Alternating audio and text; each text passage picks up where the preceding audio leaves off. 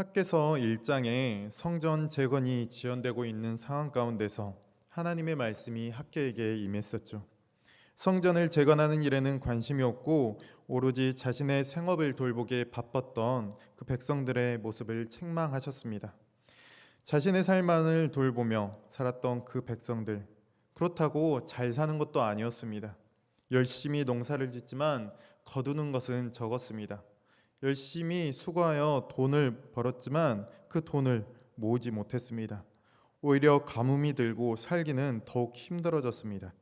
그래서 백성들은 더욱 자신이 먹고 사는 문제에 매달려 살아가고 있었습니다. 학개는 백성들에게 그 힘든 삶의 원인이 그들 자신에게 있음을 깨닫게 해줍니다. 만군의 여호와 하나님께서 그 모든 것들을 맡고 계시기에 그들이 수고해도 노력을 해도 잘 풀리지 않았던 것입니다. 그래서 학개는 그들의 마음을 돌이켜 하나님의 성전 짓는 일을 이제 힘쓰라고 말을 합니다. 학개의 권면을 통하여서 하나님께서 모든 사람의 마음에 감동을 주셔서 이제 1장에서 그 성전 공사를 다시금 시작하게 되었습니다. 공사를 시작한 지 이제 약 한 달이 지난 후에 하나님의 말씀이 다시금 학개에게 임합니다. 그 내용이 바로 오늘 저희들이 읽은 말씀입니다. 일곱째 달 21일, 이날은 이스라엘의 절기 가운데 하나인 초막절의 마지막 날입니다. 초막절은 일곱째 달 15일부터 21일까지 일주일간 지켰습니다. 초막절은 하나님이 이스라엘 백성들을 애굽에서 인도해 내신 후 백성들이 초막에 거주하던 것을 기념하는 절기입니다.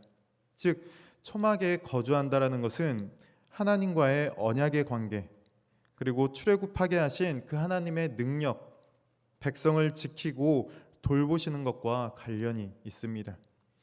하나님의 말씀이 이 초막절에 다시금 주어졌다라는 것은 그 초막절의 의미가 지금 포로 귀환한 백성들, 성전을 재건하려는 백성들에게 동일하게 적용되고 있다라는 것이고, 오늘 말씀에서 그 중요한 의미가 지금 그들에게 필요하다는 것입니다.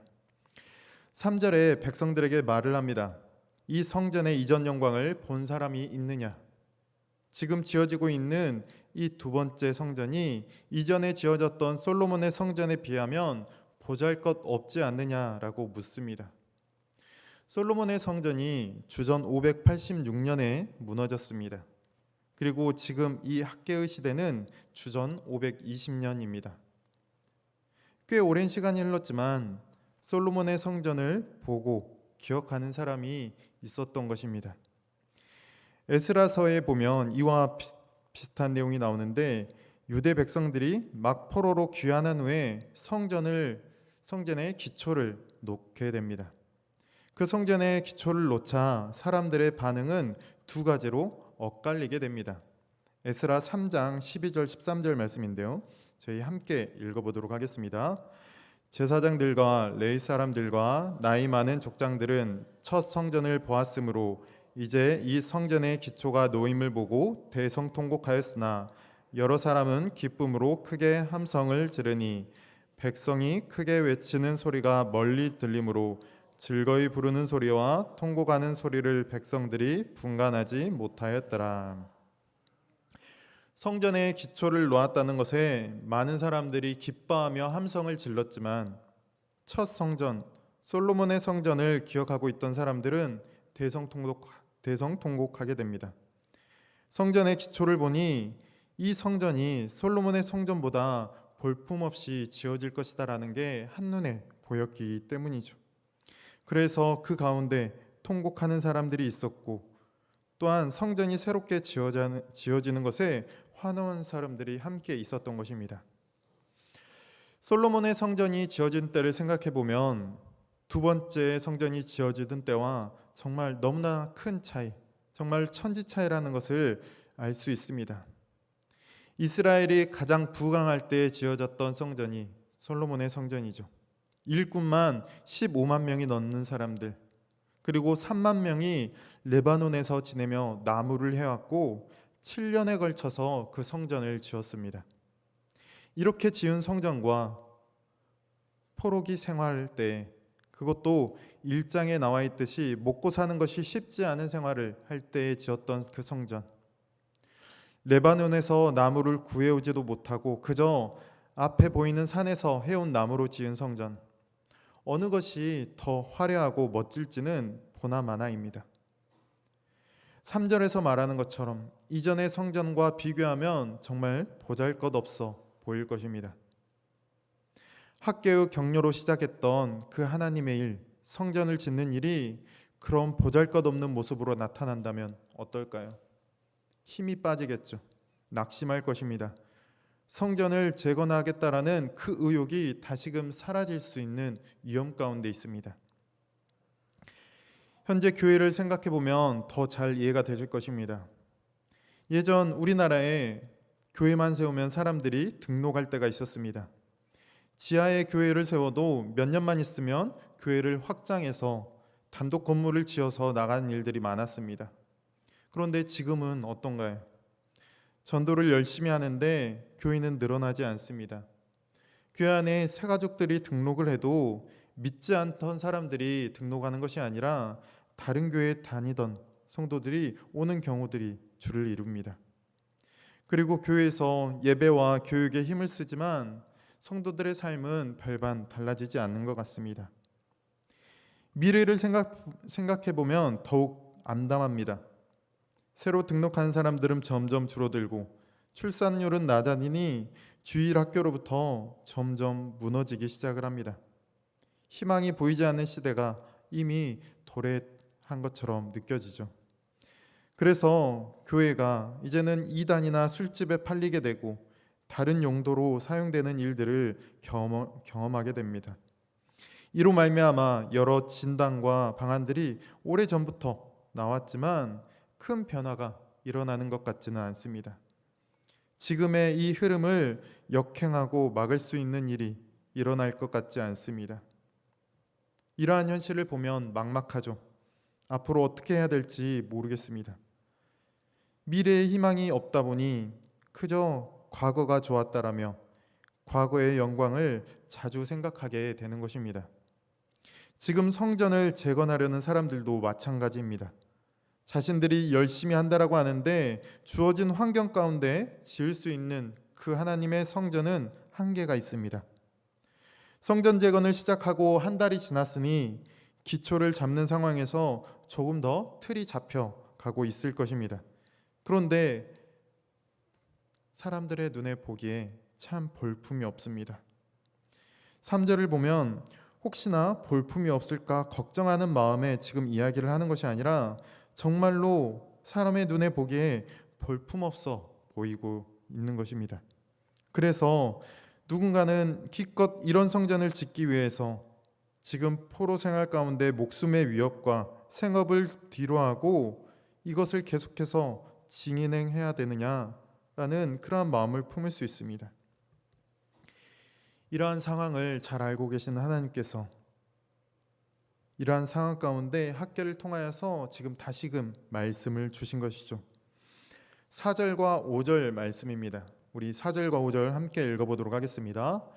그러나 여호와가 이르노라 스룹바벨아 스스로 굳세게 할지어다 요사닥의 아들 대제사장 여호수아야 스스로 굳세게 할지어다 여호와의 말이니라 이 땅 모든 백성아 스스로 굳세게 하여 일할지어다 내가 너희와 함께하노라 만군의 여호와의 말이니라 너희가 애굽에서 나올 때 내가 너희와 언약한 말과 나의 영이 계속하여 너희 가운데 머물러 있나니 너희는 두려워하지 말지어다. 4절에 그러나로 시작을 합니다. 눈앞에 펼쳐져 있는 현실 결코 좋지 않습니다. 의욕도 사라지고 실망 가운데 빠질 수 있는 환경입니다. 그러나 스스로 굳세게 하라 말합니다. 힘내라 격려하며 권면하는 것입니다. 만군의 여호와가 너희와 함께하고 있으니 그 성전에 볼품없음으로 실망하지 말라는 것입니다. 1장 13절에서 성전 재건을 멈추었던 사람들에게 하나님이 함께 하시니 이 성전 재건을 다시금 시작하라고 권면을 했었죠. 지금 다시 한번 그 볼품없이 지어져가는 성전을 두고 내가 함께하고 있으니 계속해서 공사를 이어나가라고 다시금 권면을 하는 것입니다. 성전 공사에서 중요한 것은 하나님이 함께 하시는 것이지 얼마나 좋은 재료를 준비하고 얼마나 좋은 성전을 짓는 것이 아니라는 것을 깨닫게 해주는 것입니다. 새롭게 지어진 성전이 정말 볼품 없더라도 하나님이 함께 하시면 솔로몬의 성전의 영광과 다를 바가 없는 것입니다. 성전의 본질은 그 건축물에 있지 아니하고 하나님의 임재하심, 하나님의 함께하심에 있기 때문입니다. 이것은 지금의 교회도 마찬가지이고 하나님의 성전이라고 하는 우리 성도들도 마찬가지입니다. 교회의 크고 작음, 성도의 많고 적음, 잘 갖추어진 시스템이 문제가 되지 않습니다. 또한 성도들의 나이나 성별, 재산과 능력도 문제가 되지 않습니다. 교회와 성도에게 가장 중요한 문제는 무엇이냐? 하나님이 함께 하시느냐, 함께 하지 않으시냐입니다. 하나님이 함께 하시면 하나님이 기뻐 받으시는 예배를 드릴 수 있고 하나님이 원하시는 공동체를 이룰 수 있고 하나님 나라와 의를 위한 삶을 살아갈 수 있습니다. 하나님이 함께 하시지 않을 때 우리 눈에 보기 좋은 그 예배, 각자 소견에 옳은 대로 우리들은 행하게 됩니다. 그래서 저희들은 그러한 모습을 보고 실망하고 넘어지며 하나님의 일을 감당하지 못하는 것이죠.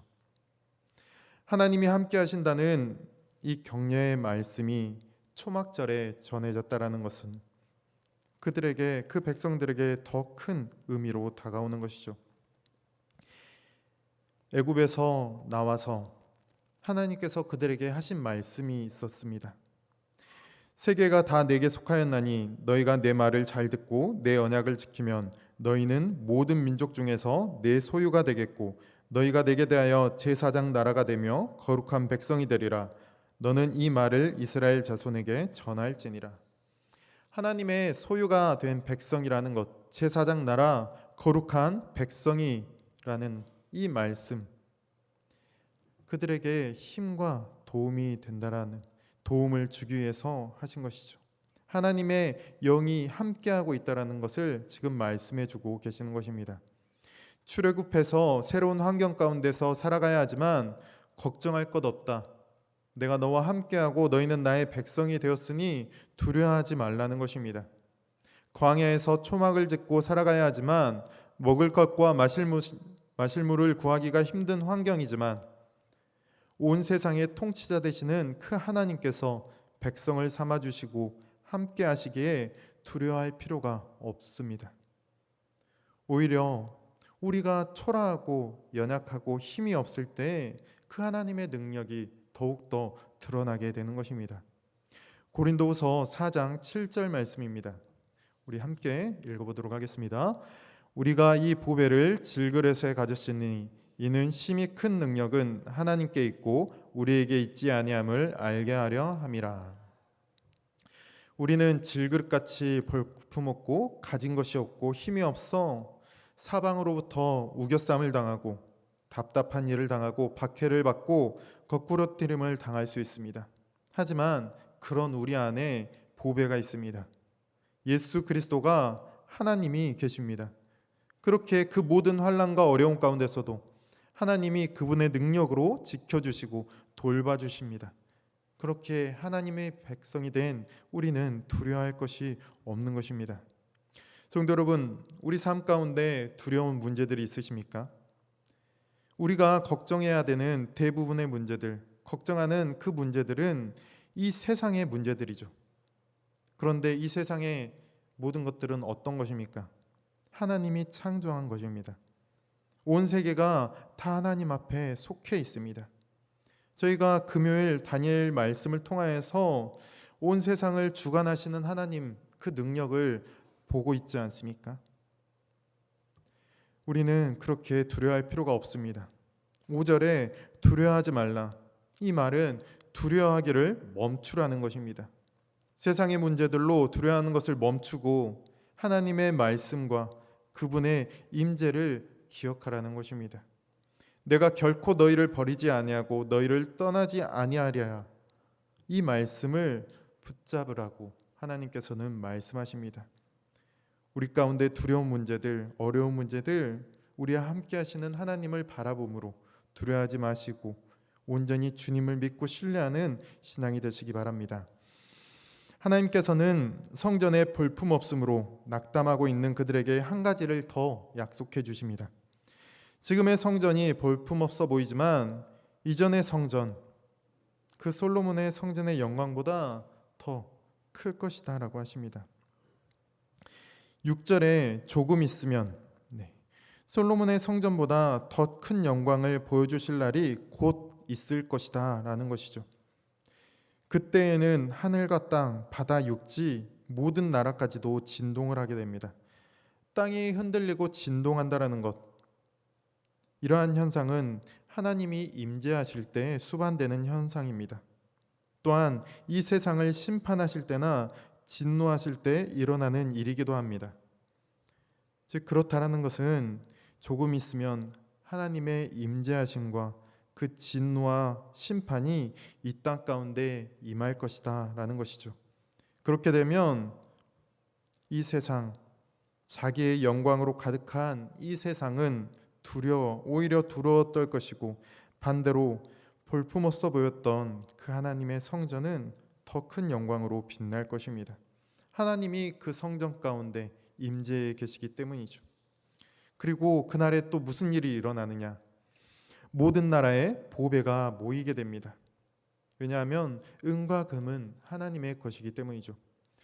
구약의 역사를 보면 이 은과 금, 재물이 어디로 가느냐에 따라 누가 힘이 있고 도움을 줄 수 있는지를 보여줍니다. 그래서 요수아나 다윗을 보면 전쟁을 통하여서 얻은 그 재물들을 누구에게 드리느냐? 여호와 하나님 앞에 드립니다. 그런데 멸망을 앞둔 다른 이스라엘의 여러 왕들은 그 재물을, 자신들이 가진 재물을 누구에게 주느냐면 이방의 왕들에게 그 재물을 줍니다. 이방의 왕이 자신들의 힘이 되어주고 도움이 되어줄 것이다라는 생각하에 그들에게 재물을 주는 것입니다. 그런데 하나님이 도움이 되고 하나님이 힘이 되어주신다라고 생각하는 자들은 우리의 것을 하나님 앞에 드리는 것입니다. 우리의 삶을 돌아봐도 그런 것 같습니다. 우리의 삶이 어렵고 힘들 때, 걱정과 근심이 있을 때, 누군가의 도움이 필요할 때 우리는 어떻게 행동하고 반응을 합니까? 우리의 손이 누군가에게 내밀어져 있습니까? 우리가 하나님을 의지하고 믿는다라고 한다면 우리는 기도하는 자리, 우리의 손을 하나님께 내밀 것이고, 우리가 이 세상의 다른 누군가를, 이 세상의 돈을 의지한다라고 한다면 그것을 구하기에 힘써 나아갈 것입니다. 학계는 이 재물을 통하여서 하나님만이 우리의 힘과 도움이 되신다라는 것을 지금 말해주고 있습니다. 그리고 여호와는 우리뿐만 아니라 온 세상의 힘과 도움이 된다라고 말을 해줍니다. 모든 민족이 재물을 가지고 주님 앞에 나오고 모든 은과 금은 여호와의 것이라는 이 말씀을 통하여서 이 세상 모두가 다 하나님의 도우심과 힘과 능력이 필요함을 드러내는 것입니다. 즉 9절에서 말하는 이 성전의 영광이 이전의 영광보다 크다라고 지금 말하는 것은 단순히 건축물을 말하는 것이 아닙니다. 3절에서 말하는 그것은 건축물을 두고 하는 것이지만 이 9절은 아닙니다. 실제로 시간이 흘러 이 두 번째 성전도 저희들이 무너지는 것을 알 수 있습니다. 즉 9절에서 말하고자 하는 그 영광은 건축물이 아닌 하나님의 임재, 그분과의 언약 관계, 그분의 돌보심을 말해주고 있는 것입니다. 온 세상의 주권자 되시는 하나님의 영광과 통치가 이 세상 가운데 더 크게 작용할 것이다. 그래서 온 세상에 하나님의 평강이 임할 것이다 라는 것을 말해 주는 것입니다. 성도 여러분, 하나님의 성전을 지으라는 것, 단순히 우리의 시간과 돈을 투자해서 하나님의 일을 하라는 것이 아닙니다.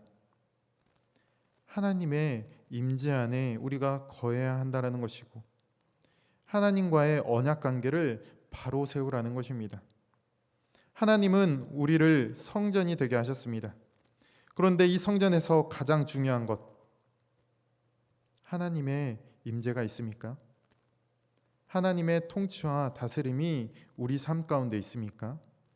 하나님과 바른 관계를 맺어가고 있습니까? 우리에게 평강이 없고 만족함이 없고 볼품 없다라고 여겨진다면, 우리 안에 걱정과 근심, 두려움이 여전히 남아있다라고 한다면, 우리는 하나님을 찾고 그분의 임재를 위해, 하나님과의 관계의 회복을 위해 기도하며 나아가야 합니다. 하나님이 우리와 함께 하실 때 우리는 그 모든 걱정과 근심, 두려움 가운데서 벗어나고 평강 가운데 하나님의 통치를 받는 하나님의 백성으로서의 삶을 살아갈 수 있습니다. 이를 위해 항상 깨어 기도하는 우리 성도님들의 삶, 우리 성도님들의 삶이 되기를 간절히 소망합니다. 시간 찬송가 491장 함께 찬양 드리겠습니다.